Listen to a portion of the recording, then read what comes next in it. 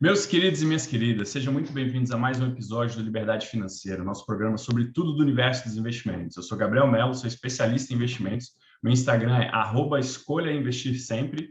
E hoje a gente tem um episódio especial. Recebemos a Juliana Clarnet, ela que é sócia sênior e relações com investidores, responsável por risco e compliance da Brasil Capital. Ela que é carioca, administradora de formação formada pela PUC do Rio. Juliana, muito obrigado pela tua presença, pela tua disponibilidade. É um prazer te receber aqui. E antes de te passar a bola, já queria te mandar uma pergunta. Quem que é essa tal dessa Juliana Clarnet? Oi, Gabriel. Primeiro, boa tarde. Muito obrigada pelo convite. É um prazer estar aqui. Um prazer poder estar próximo tanto da Nipur quanto dos investidores. Juliana começou a carreira no final da década de 90 no mercado financeiro. Sou formada na PUC do Rio, fiz administração de empresas. Fiz estágio em uma empresa de logística antes, não me identifiquei, e aí acabei caindo meio sem querer no final da década de 90, ali o auge da crise da Rússia, final da crise da Ásia, no BBM, que é hoje o atual Bahia Asset. Né? Fui estagiária, depois passei um período morando fora, voltei para o Banco da Bahia, ali no começo dos anos 2000 e tudo, e fiquei lá até 2003, quando fui transferida para São Paulo. E na virada ali de 2004 para 2005, se eu não me engano, fui trabalhar na Fama Investimentos, que é uma casa focada em ações, uma das mais antigas, né, que era um mercado ainda muito pouco desenvolvido, né, nesses anos lá atrás. E de lá passei a trabalhar somente com fundos long only, mercado de renda variável, conheci meus sócios hoje da Brasil Capital, saímos da Fama para fundar a Brasil Capital, né? Cada um no seu momento, mas o time, grande parte veio de lá. E aqui estamos, quase 20 anos depois, continuando acreditando no país e nas ações, né, nas empresas, no investimento em renda variável no Brasil. E aí, hoje, na Brasil Capital, eu faço toda a parte institucional, né, sou do Comitê de Risco e de Compliance, e também a gente toca a parte de produto, e é um time super bacana que trabalha junto praticamente esse tempo todo.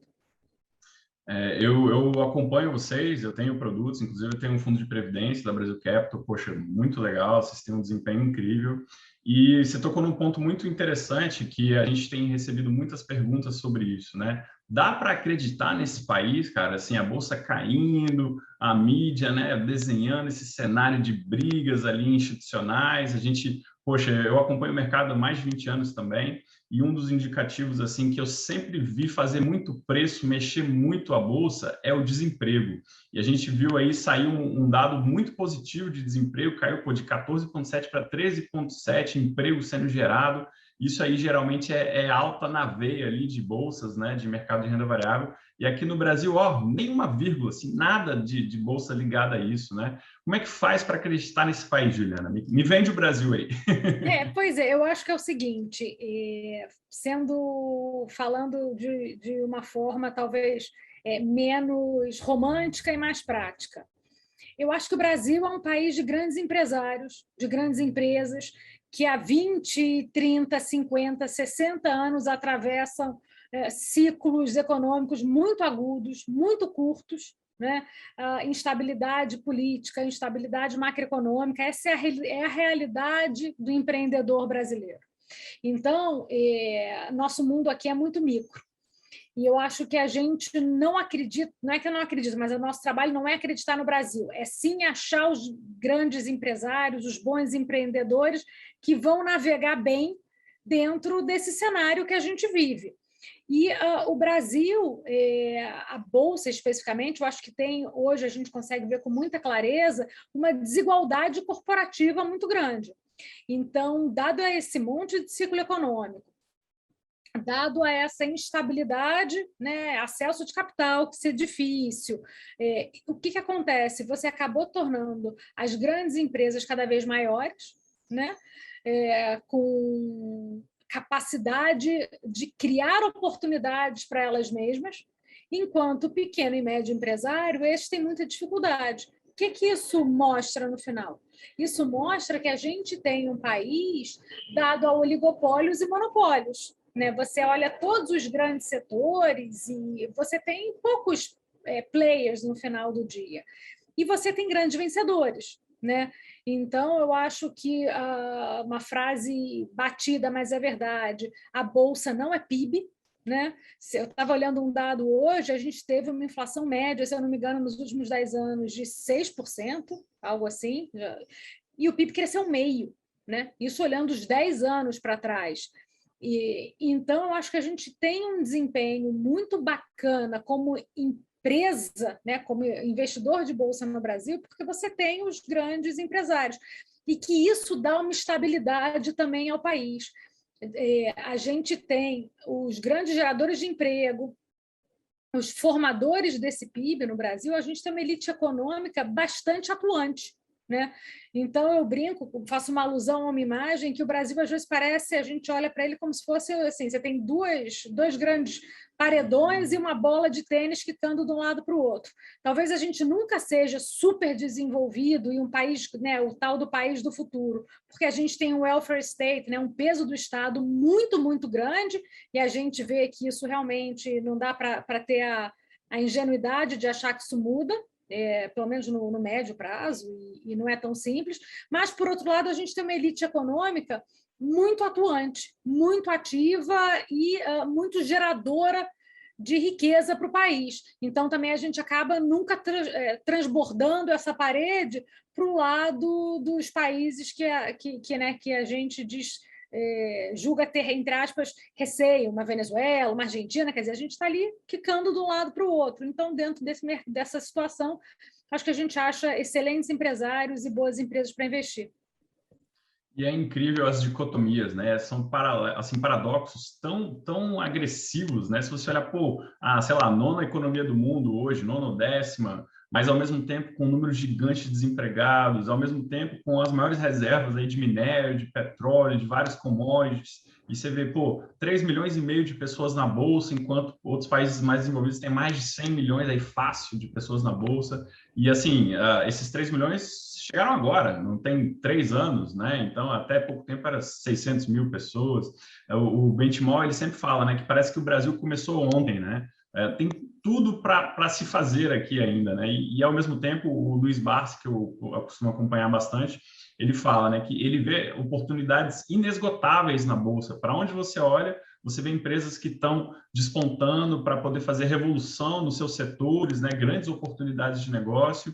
E aí é fácil, né? O pessoal, às vezes, ficar preso só às narrativas de jornal e ficar muito pessimista, muito deprimido, mas, com o outro lado, se você olha para trás e vê o que já foi o passado, né? O que já teve de problema que já foi superado, é muito mais fácil olhar com otimismo o futuro. Então, como é que vocês fazem para balancear essas doses, né? De não ficar pessimista com essas notícias e não ficar otimista também, olhando o micro ali, enfim, como é que vocês dosam isso? Deve ser super difícil, eu imagino. Eu acho que primeiro é o seguinte, o Brasil tem grandes oportunidades para se investir justamente por conta dessa instabilidade, né? Você acaba tendo prêmios de risco e, no final do dia, muito por conta de sermos um país em desenvolvimento e que você tem gargalos em todas as pontas, né?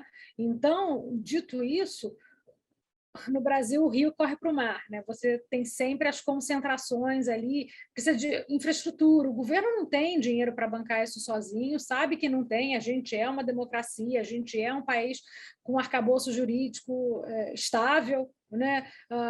Você tem um público, né, consumidor de 210 milhões de pessoas. Então, acho que e as empresas no Brasil listadas, é super importante falar isso, são as grandes empresas. A Bolsa brasileira, diferente de outros países, é uma bolsa muito concentrada. Você tem menos de 400 companhias listadas, é muito trabalhoso, custoso, burocrático você se listar no Brasil. Então, você não tem um mercado de acesso, você tem as grandes empresas listadas.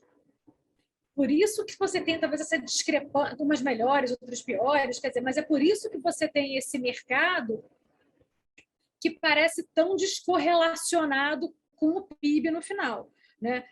O agronegócio brasileiro é excepcional, uma fonte de investimento e de retorno e até de arrecadação do governo absurda, abissal, né? Então, acho que o que a gente precisa olhar numa companhia para ter esse apetite para continuar investindo, primeiro é muita disciplina, resiliência e paciência.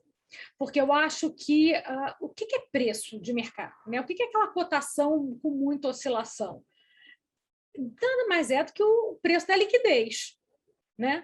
Então, se você pegar o seu apartamento e botar uma definição que você quer vender ele nos próximos 10 minutos, quanto vale? Né? Eu vou botar uma placa aqui na porta da minha casa e falar, quero vender em 10 minutos. Vale 100, vale 105, vale 101, vale 98, vamos valer quanto pagam. Né? Hoje, a gente está aí nesse dia mais nervoso, né? Mercados e redes sociais todas fora do ar.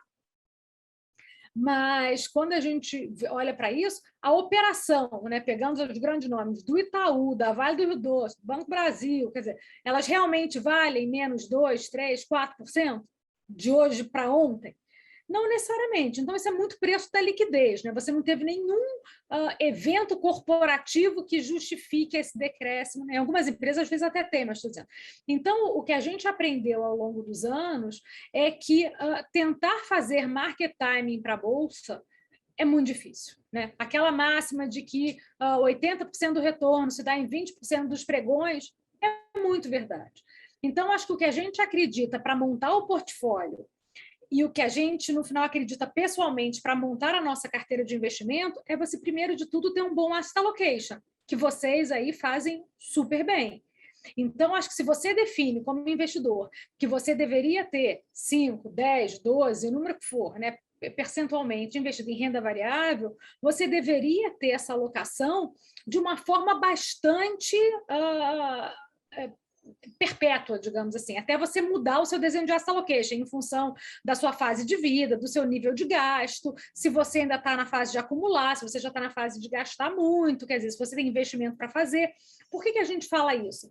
Porque se você define que você vai ter 10% em renda variável, o mercado de escola sobe muito, muito, muito, você vai para 13%, você deveria ter espaço para revender e botar um lucro no bolso. Né? Isso faz parte, você realiza lucro também.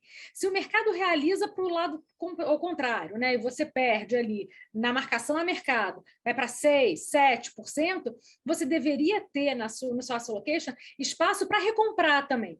Porque aí você acaba conseguindo ter um preço médio e preços de entrada e oportunidades de investimento que só acontecem quando o cenário não está tão bacana. Né? Normalmente, o investidor de bolsa ele faz um invertido. Né? Quando as coisas estão muito bem, você perpetua a maravilha para frente. Aí você já está comprando tudo muito caro. Quando as coisas começam a ir mal e você começa a realizar, a turma vende. Mas deveria ser o contrário. Você deveria realizar quando está subindo e recomprar quando está caindo, se você tem bons ativos. E a gente faz isso no portfólio da Brasil Capital. Né? A gente é investidor de longo prazo nas empresas, mas não porque o longo prazo o que é o longo prazo? O longo prazo é composto de vários curtos prazos. Então, eu entendo que a empresa precisa, sim, ter direcionamento, se ela faz a aquisição, como é que ela faz a integração dessas empresas, se ela tem controles, né, bacanas, o que é o time. É isso que a gente olha numa empresa, e se a empresa que eu definir ter 5% no fundo vai para 7%, a gente bota um pouco de lucro no bolso, rebalanceio. Se ela cai muito e não teve nenhum evento fora da normalidade que destrua a tese de investimento ou que deixe ela menos atrativa, eu recompro um pouco. Né? Então, acho que o principal é você estar muito de olho e estudando, e é um trabalho braçal, tá? Não tem genialidade. Analisando e estudando as companhias, o que está acontecendo. As empresas são transatlânticos, você não muda a direção de uma empresa do dia para a noite. Deixa eu te perguntar, Juliana, fala um pouquinho mais para mim da história da Brasil Capital. Assim, como é que é o game de vocês, onde vocês estão alocados, né, em termos de produtos? A gente começou a companhia em 2008. A Brasil Capital começou gerindo recursos proprietários de uma grande família brasileira. e dos sócios também, né? Só que a grande família, obviamente, era muito mais relevante. De 2008 até hoje, né? Fazendo uma história longa, curta, a gente passou a institucionalizar a companhia no sentido de trazer não só infraestrutura de compliance, de risco, de pesquisa, né? Deixar o time bastante robusto, mas também diversificar nossa base de passivo. Então, a gente hoje administra 11 bi e meio. Desses 11 bi e meio, a gente deve ter pouco menos de 20% em investidores mais de varejo, em torno de 30% nas famílias, single e multifamily offices, e 50% é dinheiro institucional. Institucional, eu falo que são seguradoras, fundos de pensão, bancos, clientes estrangeiros. A gente é uma casa monoproduto. Então, 100% do recurso que a gente administra é investido na mesma estratégia, né? No mesmo portfólio. A gente acredita muito em especialização e em nicho. O time são 21 pessoas, né, dedicadas à análise de empresas. A gente tem um foco muito grande em empresas brasileiras. Tá? Não precisa ser listado no Brasil, o domicílio de listagem não importa, o que importa é o domicílio de operação. Então, por exemplo, a própria XP é listada fora, mas ela faz parte do nosso portfólio. E a gente também acaba tendo, eu acho que a gente começou antes, né, desse acesso grande que hoje os clientes mais pulverizados têm nos investimentos sofisticados. E isso é excepcional, porque você acessa exatamente os mesmos produtos que um investidor antigamente, só o super ultra rico acessava, ou o fundo de pensão, nos mesmos níveis de taxa, nos mesmos níveis de liquidez, né? Você faz o resgate, a aplicação na mesma regra. Então, no final do dia, você conseguiu já atender uma gama de clientes muito maior, com a sofisticação que no passado do mercado financeiro era só para os ultra ricos. É muito bacana. A gente tem um escritório, né? Nossa sede fica em São Paulo, e a gente tem um escritório em Nova York já desde 2017. São 4 anos já, com 2 sócios super sêniores, um deles foi até meu sócio, do André Ribeiro, que é o nosso CIO na Fama, com o objetivo, obviamente, de atender os clientes estrangeiros, mas mais importante aqui para a nossa realidade, é um escritório de pesquisa e research em inovação, digitalização, tecnologia. Não que a gente vai investir nessas empresas lá fora, pelo contrário, mas a realidade, né, da nova onda tecnológica que veio cada vez mais para ficar, ela afeta, ela impacta para o bem e para o mal as companhias brasileiras. Então, você ter essa base lá em Nova York, ela traz para a gente um acesso e uma visão fora da caixa do que a gente só vê aqui dentro. E hoje vocês têm FIAs e Previdência, é isso? A gente tem os FIAs e a gente tem Previdência, sendo que eles, como em fundo long only você tem muito pouca limitação, depois que criaram, né, a autorização do fundo de previdência ter até 100% em ações, que antes não podia, a gente consegue replicar as carteiras muito para e passo. Então, mesmo nos fundos de previdência, a gente segue tendo a mesma estratégia. Legal. E aí agora, voltando um pouco, falar um pouco sobre mercado no geral, né? A gente tem um cenário de inflação subindo, mas eu estava até conferindo hoje com o nosso economista aqui da Nipur que o IGPM já começou a recuar em 12 meses, mas o IPCA continua alto, né? Então, será que a gente está vendo um movimento de chegar no topo ali do estresse em relação à inflação e juros? Será que a Selic já está nos finalmente? Ou vamos passar de 9, vamos voltar a 2 dígitos? Como é que vocês estão vendo isso? Assim, a gente não tem economista na Brasil Capital, a gente não faz premissa macro no final do dia, mas óbvio que a gente precisa olhar isso com muito carinho. O que a gente vê, esse cenário, né, de inflação subindo, Selic subindo, economia fraca, né, a gente um crescimento muito pequeno no final do dia, nos parece realmente que a inflação vai arrefecer no futuro mais próximo, porque você teve a volta, vem vendo, né, a volta importante das commodities, e o choque de commodities foi um dos grandes contribuidores para essa superinflação que a gente viveu, e não foi só um fenômeno brasileiro, né, foi um fenômeno global. Você viu os CPIs americanos acima de 5, né? Então, isso não é um fenômeno nosso.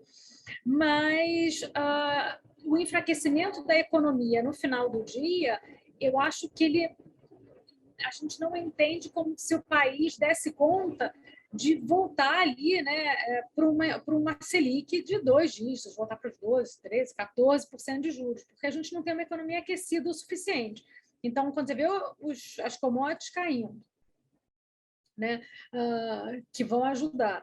O Banco Central, né, trabalhando nessa reancoragem de expectativa, que eu acho que a subida da Selic tem muito a ver com recuperar a confiança, porque talvez a gente tenha ficado iludido ali no primeiro momento de que a inflação ia ser passageira e seguramos a Selic ali muito baixinha por mais tempo do que deveríamos, gastamos mais, né, no auxílio emergencial do que poderíamos, né? O Brasil foi o país que mais gastou em percentual do PIB, mas a bem da verdade é que a gente, quando olha, né, para a taxa de desconto que a gente usa nas companhias, a gente trabalhou os primeiros 10 anos da Brasil Capital com uma taxa de desconto maior do que a gente passou a usar quando a Selic chegou ali a 7, 8, e talvez precise voltar a usar a taxa de desconto mais alta de novo, né? Mas quando eu olho para o portfólio como um todo, e até para a Bolsa, né, você vê taxa interna de retorno acima de 20%. O que é muito interessante ainda. E o empresário brasileiro, né, o grande empresário, por que a gente está vendo essa grande onda de IPOs, de follow-ons, né? Desde o ano passado? Você tem visto uma atividade gigantesca que são os empresários reinvestindo na economia, porque essas emissões são todas primárias. A gente não está vendo venda de empresa para o acionista ficar mais rico, né? Não é secundário. As secundárias que a gente viu com grande frequência foram as do governo, BNDES investindo e tal, o que é bom, né? Mas, ou seja, os empresários eles estão vendo oportunidades de investimento, de crescimento, né? Muito M&A, muita expansão, e isso é pequenininho, né, quando a gente olha para o todo do PIB, mas é muito importante porque a gente vê um reaquecimento das companhias, e essa talvez tenha sido a primeira grande crise onde você não viu nenhuma grande empresa com problema de balanço, né? As crises passadas, a gente via nível de alavancagem das companhias muito grande, salvamentos relevantes do governo, companhias, de fato, saindo do ar, né? E essa crise pegou as empresas muito bem. Então, acho que isso possibilita também essa atividade e a gente continua vendo aí essa movimentação. É claro que o mercado fica azeda, fica mais seletivo, então as histórias mais ou menos saem do ar, mas as boas histórias continuam tendo uma boa entrada.